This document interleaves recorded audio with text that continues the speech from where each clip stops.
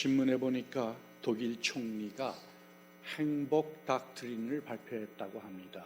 그러니까 독일의 앞으로의 정책은 경제도 중요하지만 그 국민이 행복하게 사는 나라가 되도록 하겠다, 그런 뜻입니다. 한국은 조사에 의하면 10명 중에 6명이 행복하지 못하다고 응답했답니다. 이유는 돈 때문이라고 합니다. 예수님이 누가복음 12장 15절을 보면 사람의 생명이 그 소유에 넉넉한 데 있지 아니하니라 그랬습니다. 그런데 언제쯤 이걸 깨닫게 될까요? 지금처럼 돈의 위력이 있는 때는 없었을 겁니다. 굉장한 위력이 있지요. 그래서 나라의 어떤 나라이고를 막론하고 경제가 부흥하길 바랍니다. 그러나 그렇다고 해서 행복하느냐, 그건 또 별개의 문제지요. 그럼 행복하지 못하면 제대로 된 거냐, 그게 또 하나의 문제입니다. 오늘은 교회가 종교개혁주일로 지키는 주일입니다.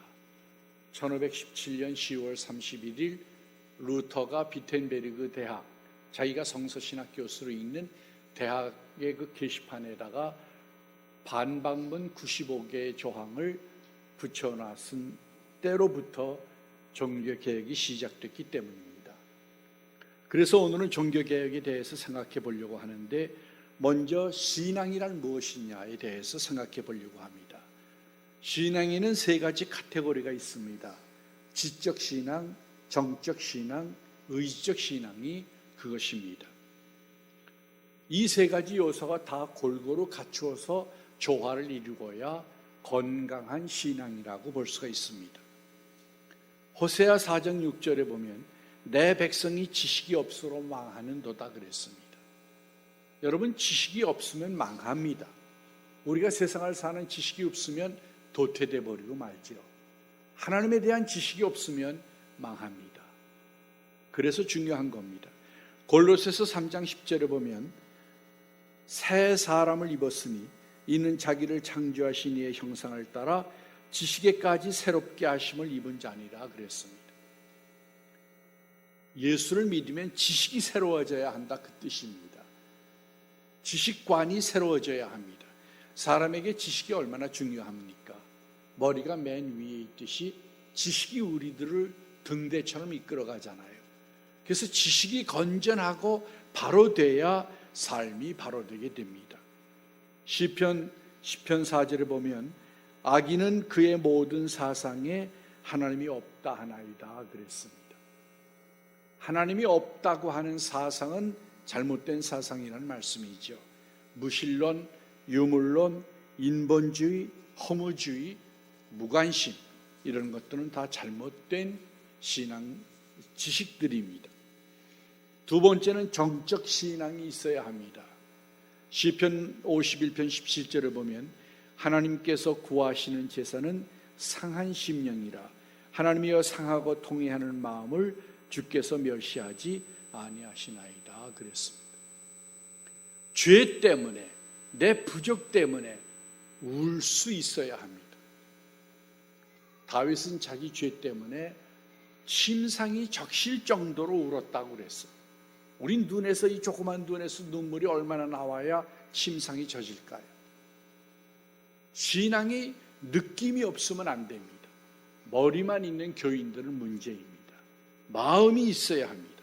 로마서 12장 15절을 보면 즐거워하는 자들과 함께 즐거워하고 우는 자들과 함께 울라고 그랬습니다. 느낌이 있어야 한다는 얘기죠. 감동이 있어야 한다는 말씀입니다. 누가복음 7장 31절에서 34절에 보면 예수님이 비유를 말씀하십니다. 이 세대 사람들을 무엇으로 비유할까? 아이들이 장터에서 서로 말하기를 내가 피리를 불어도 너희가 춤추지 않고 곡하여도 울지 않는다. 무관심한 세대지요.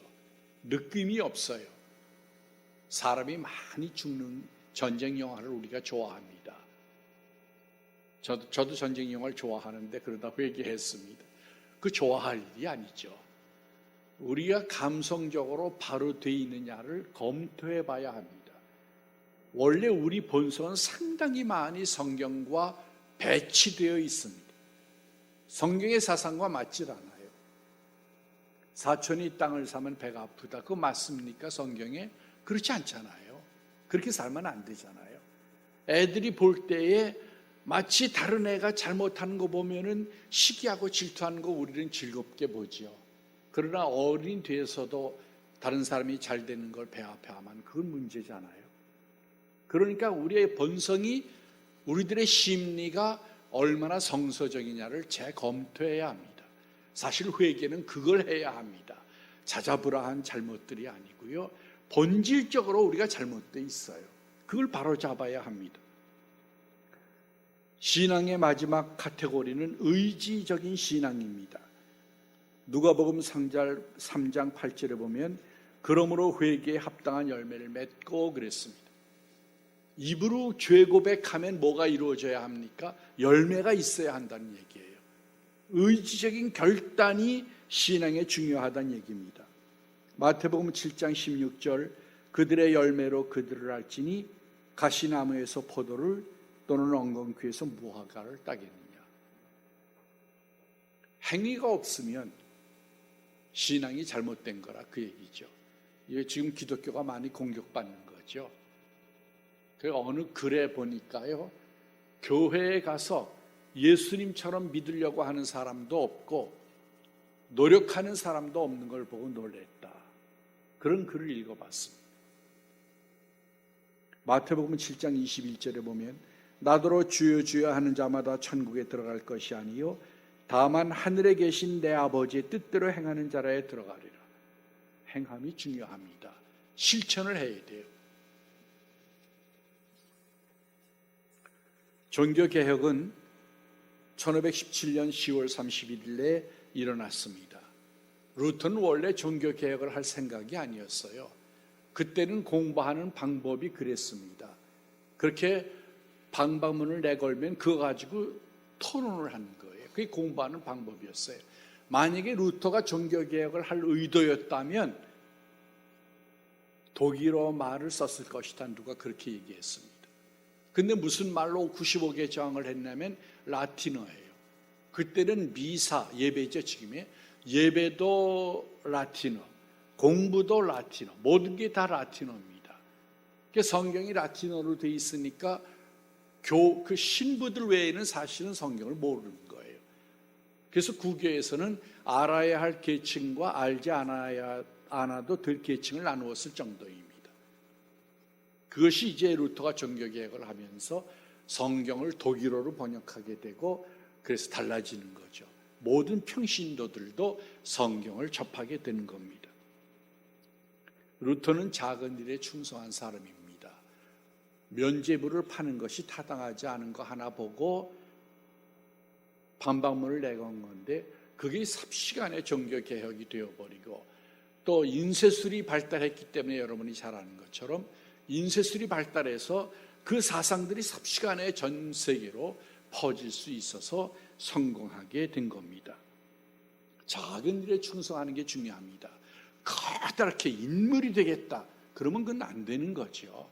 내가 주어진 일, 그것이 오늘 내게 주어진 일에 성실하다 보면 잘하였도다 착하고 충성된 종아 내가 큰 것으로 내게 맡기리니 내 주인의 즐거움에 참여할지어다.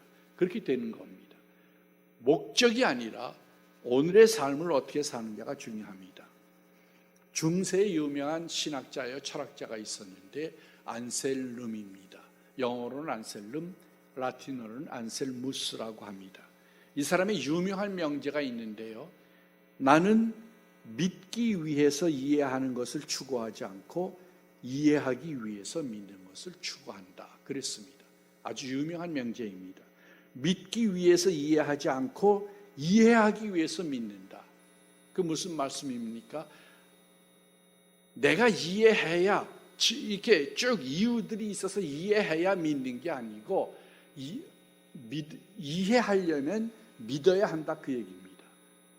믿으려면 이해가 돼야 하는 게 아니라 이해하려면 믿어야 한다. 믿음을 투자하지 않고는 이해가 오지 않는다는 얘기입니다.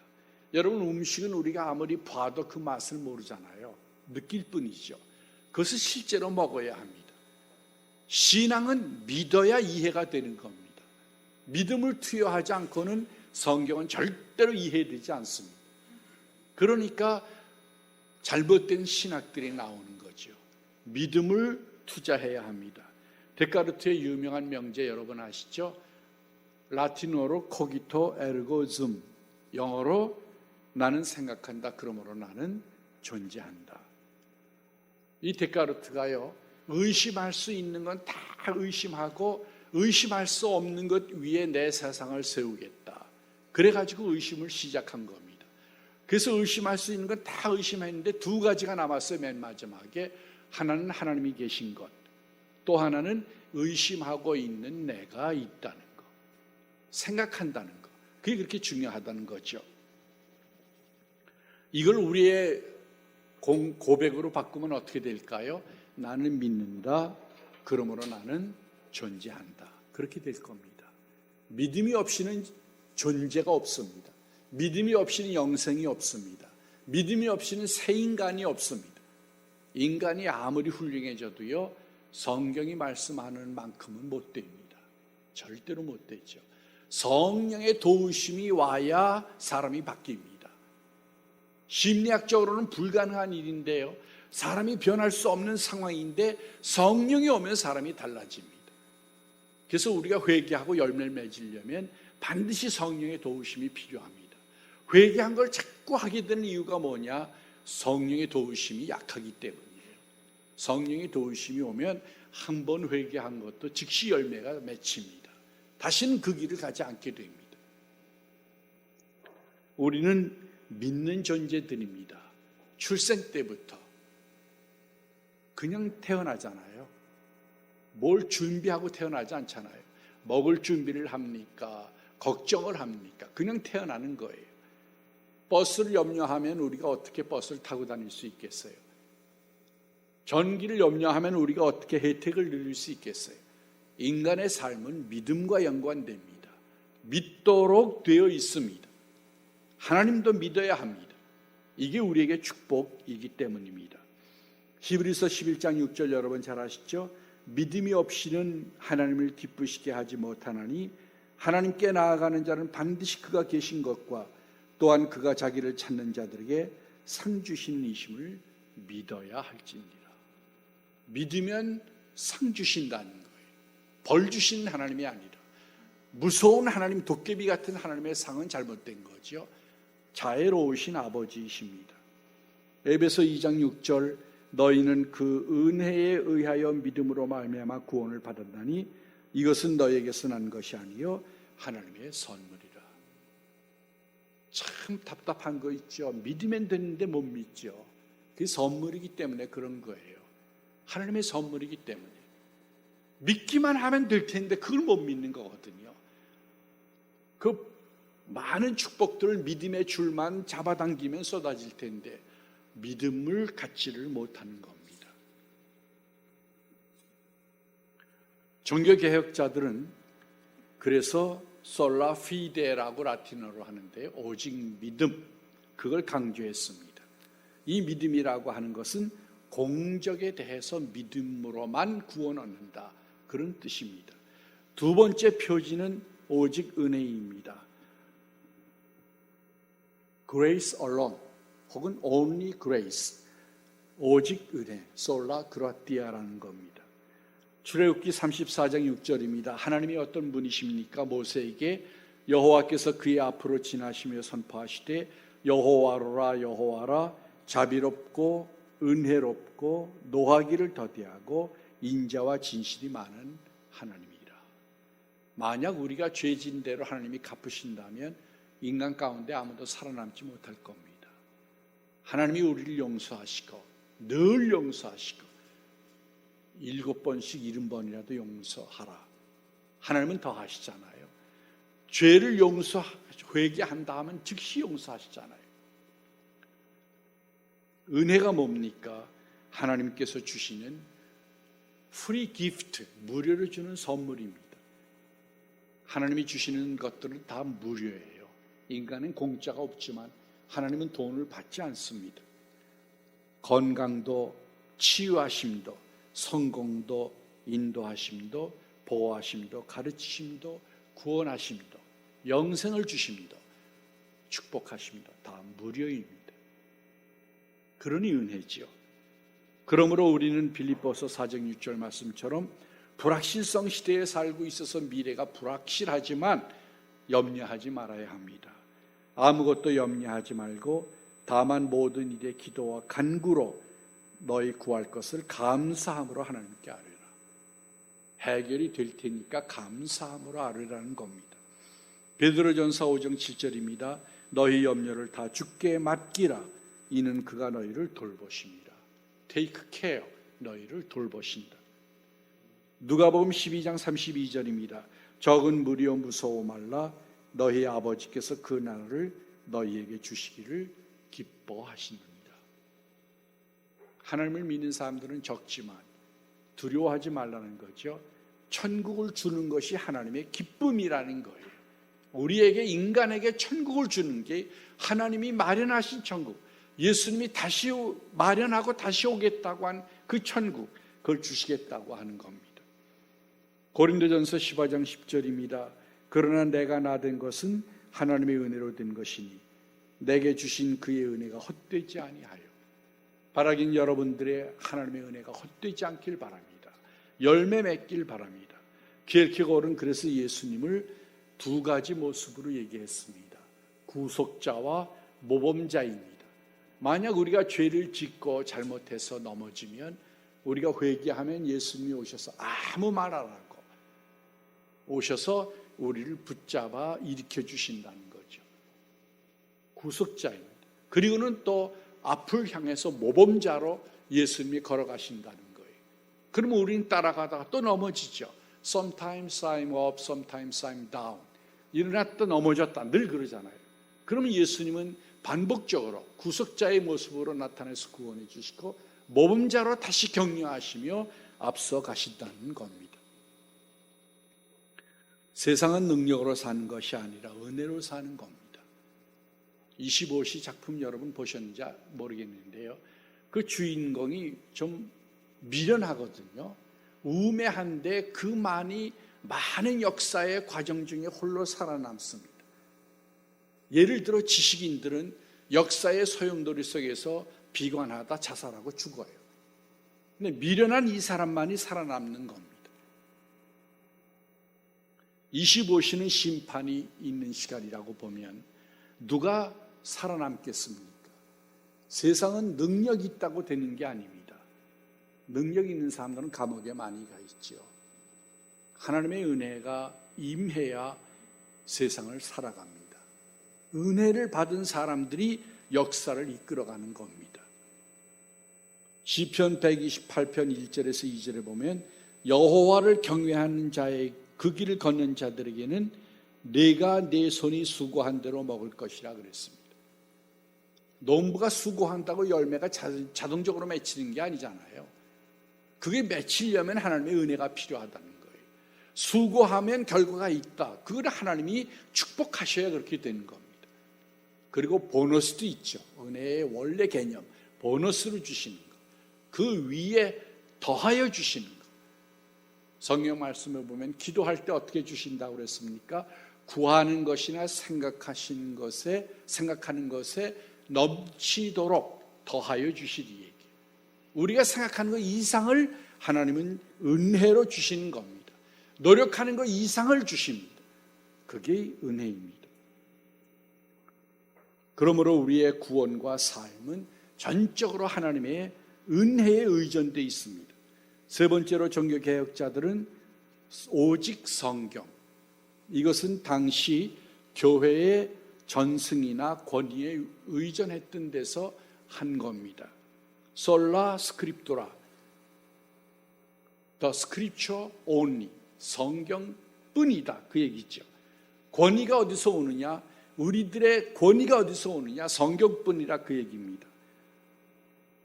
감리교의 창시자 웨슬레이, 영국의 대부흥사였지요. 그 사람의 별명이 뭐냐 하면 한 권의 책의 사람입니다. 한 권의 책의 사람. 지금 정보의 홍수 시대에 살고 있는데요. 책이 너무 없어서가 아니라요. 책이 너무 많아서 문제예요. 혼돈을 주지요. 방황을 줍니다. 한 권의 책의 사람. 책 다른 건 다 없어도 좋은데 무디를 보세요. 공부 안 했어도 한 권의 책을 붙잡으니까 많은 사람들을 각성시키잖아요. 한 권의 책의 사람이 돼야 합니다.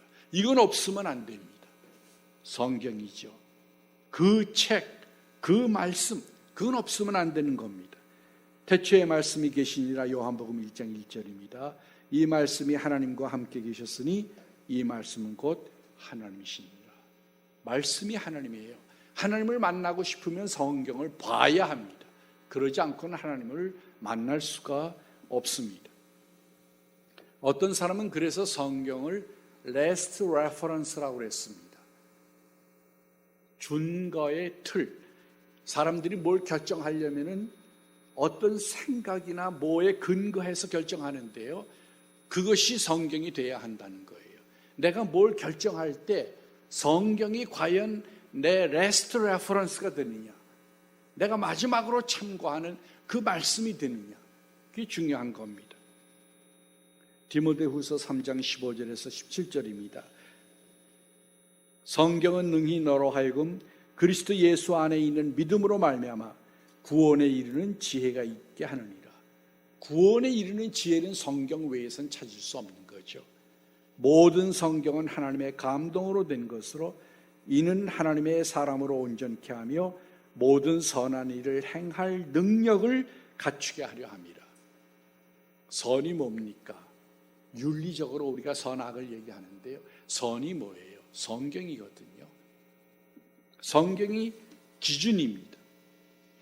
이 말씀은 인간을 창조합니다. 어거스틴 목사님도 말씀하셨지만 로마서 13장 13절에서 14절 가지고 방탕하던 탕아가 성자가 됐습니다. 그는 위대한 학자만이 아니고요, 인품도 성자가 됐어요. 그게 성 어거스틴이잖아요. 그 말씀 한 절이 그를 그렇게 바꾼 거예요. 말씀이 얼마나 능력이 있습니까? 루터는 로마서 1장 16절에서 17절을 가지고 종교개혁을 할 수 있었습니다. 여러분도 말씀이 만나줄 겁니다. 그 말씀이 여러분을 변화시키고 인물로 만들어 갈 겁니다. 시편 119편 105절입니다. 주의 말씀은 내 발의 등이요 내 길의 빛이니이다. 등대가 없이는 배는 항해하지 못합니다. 하나님의 말씀이 없이는 우리는 한 발자국도 바로 걸을 수가 없습니다. 종교개혁자들은 삶의 표지 가운데 이 세 가지 강조점 외에 한 가지 더 공통된 걸 가지고 있었습니다. 그것이 여러분이 아시는 분이 있으실 텐데요. 오직 하나님께 영광, 솔리 데오 글로리아. 하나님께만 영광을 이란 말입니다. 이 말씀은 에베소서 1장 15절에서 23절 말씀에 근거합니다. 하나님의 영광이 우리들 안에 이미 들어와 있으니 그 영광 속에서 우리가 하나님의 영광을 위하여 살아야 한다는 겁니다. 바하가 작곡을 할 때요, 그가 쓴 그 위대한 작곡을 남겼잖아요.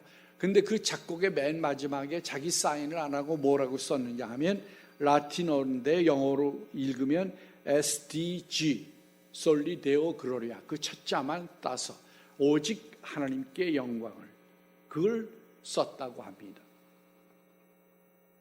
우리의 삶의 목표가 뭡니까? 어떤 사람들은 자신을 위해서 살죠. 가장 초보죠. 어떤 사람들은 가족을 위해서 삽니다. 대부분의 사람들이 그런 거죠. 또 어떤 사람들은 정의를 위해서 삽니다. 나라를 위해서, 민족을 위해서, 질서를 위해서, 경제 부흥을 위해서, 정의를 위해서 삽니다. 훌륭한 것이죠. 마지막 어떤 사람들은 하나님을 위해서 삽니다. 하나님의 부름을 받고 하나님을 위해 삽니다. 이 사람들 때문에 인류가 구원을 얻고 역사가 바뀌는 겁니다. 삶의 목표가 분명해야 합니다. 하나님을 위해서 산다는 건 뭘 뜻할까요? 하나님을 향하여는 거룩하게 살고 인간을 향하여는 도우며 산다는 뜻일 겁니다. 요한복음 17장 예수님의 기도문이죠. 제자들을 위한 기도문에 보면 17절 말씀에 그들을 진리로 거룩하게 하옵소서. 아버지의 말씀은 진리니이다 그랬습니다. 우리가 어떻게 거룩해집니까? 거룩하다는 말은 구별됐다는 뜻인데, 다르다는 뜻인데 어떻게 세상 사람들과 구별됩니까? 어떻게 달라집니까? 하나님의 말씀, 그게 우리를 만들어갈 겁니다. 그리고 이웃을 사랑하라는 말씀은 도우라는 말씀입니다. 황금률 여러분 잘 아시죠? 마태복음 7장 12절 남에게 대접을 받고자 하는 대로 너희도 남을 대접하라. 영어 번역에 보면요, 다른 사람이 여러분에게 원하는 그것을 그 사람에게 해 주십시오, 그런 뜻입니다. 사람은 다 똑같아요. 조금의 차이가 있지요. 다 똑같아요. 원하는 게 다 똑같아요. 그러므로 내가 바라는 거 그걸 다른 사람에게 해주면 그게 바로 율법의 뜻입니다. 인간을 높이는 문화가 있지요. 스포츠나 예술이나 또 다큐멘터리나 다 인간을 높이는 쪽에 조명을 하고 있습니다. 인간은 귀중하죠. 성경처럼 인간을 높이는, 기독교처럼 인간을 높이는 종교가 어디 있습니까? 하나님이 그 위치를 버리고 오셔서 대신 죽을 정도로 값을 매긴 게 인간이잖아요. 존귀하고 거룩하게 여기는 게 인간이잖아요. 그러나 하나님 쪽에 조명을 둬야 합니다. 인간이 목표가 되면 우리는 망합니다. 인간을 목표로 삼는 나라는 성공할 수 없습니다. 인간을 자랑하는 나라들을 나치 정권, 힘을 자랑하고, 나폴레옹, 힘을 자랑하고, 그러다 다 망했죠. 나폴레옹의 고백이 뭡니까? 나는 세계를 점령했지만 실패했고 예수는 세계를 진짜로 정복했다고 고백했잖아요. 하나님을 믿는 영광을 위해 한다는 것은 독선이나 이기주의가 아닙니다. 이게 잘못되면 큰일 납니다. 그래서 성경에 뭐라고 돼 있어요? 예를 들어서 가족이나 친척이 있으면 가족, 친척 돌보라고 그랬잖아요. 그러지 않고 하나님을 사랑한다는 건 거짓말이라는 거예요. 하나님 위해서 합니다. 그러면 다 끝났다. 고르반. 하나님을 위해서 나 헌금했습니다. 그런 가족 의무 다 끝났다. 이게 아니죠. 그건 신앙이 잘못됐다고 말씀하잖아요. 하나님을 위해서 산다는 건 바로 이웃을 위해서 사는 겁니다. 내 가족을 위해서 사는 겁니다. 그러나 가족이 목표였을 때보다 다른 건 가치와 내용들이 달라진다는 겁니다. 예수님은 사마리아를 통과하실 때 우물가에서 여인을 만났죠.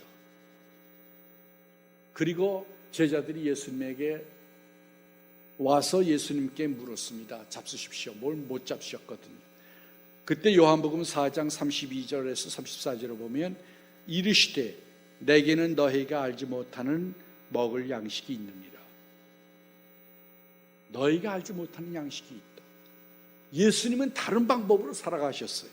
예수께서 이르시되 나의 양식은 나를 보내신 이의 뜻을 행하며 그의 일을 온전히 이루는 것이니라.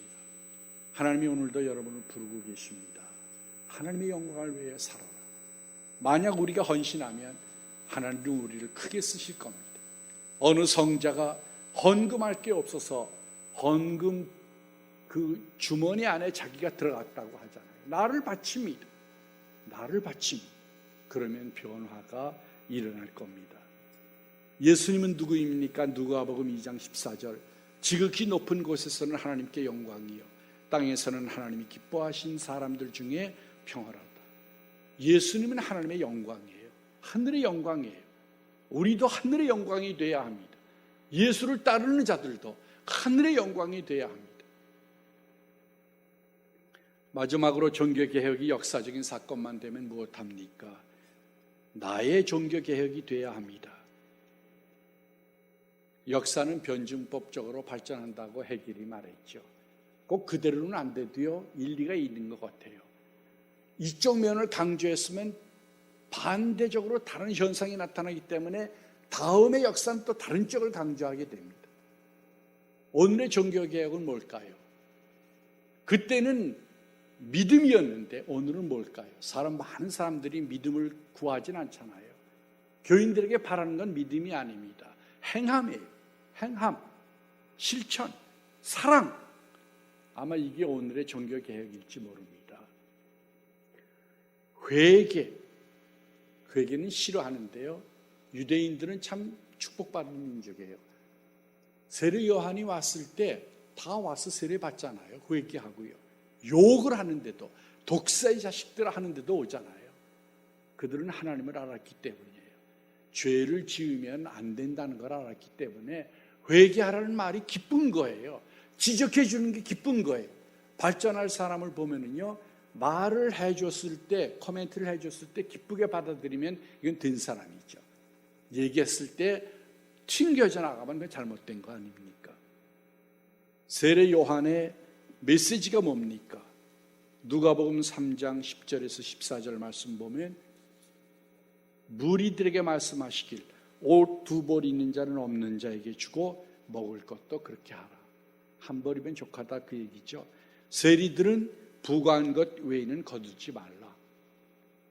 군인들은 강탈하지 말고 거짓 고발하지 말고 금료를 족한 줄로 알라. 족한 줄을 모르는 게 인간이죠. 그게 가장 큰 벽입니다. 플라톤은 생산자에게는 절제가 필요하고 통치자에겐 지혜가 필요하며 군인에겐 용기가 필요하고 국가에는 정의가 필요하다고 그랬습니다. 우린 누구에게 회개합니까? 저는 어떻게 지도를 받았냐 하면요, 회개할 때 육하원칙에 따라서 회개하라고 지도를 받았어요. 그러니까 육하원칙, 언제 어디서 무엇을 왜 어떻게 내가 잘못했다, 그렇게 회개하라는 거예요. 근데 요즘 와서 제가 잘못 지도받았다는 걸 느낍니다. 우리는 검사에게 회개하는 게 아니에요. 검사는 죄를 찾아내는 게 목적이지만 하나님은 우리를 살리는 게 목적이거든요. 탕자의 비유에서 아들이 돌아오길 바라는 아버지가 육하원칙을 얘기했을까요? 아니잖아요. 내가 죄인입니다 이 말밖에 할 수 없고 어서 와라 이거밖에 할 수가 없잖아요. 그게 회개지요. 그게 마음입니다. 우리는 우리를 사랑하시는 아버지에게 회개하는 겁니다. 우리가 지은 죄 때문에 이미 울고 계시는 그 아버지에게 회개하는 겁니다. 에베소 4장 28절에 보면 도둑질하는 자는 다시 도둑질하지 말고 돌이켜 가난한 자에게 구제할 수 있도록 자기 손으로 수고하여 선한 일을 하라.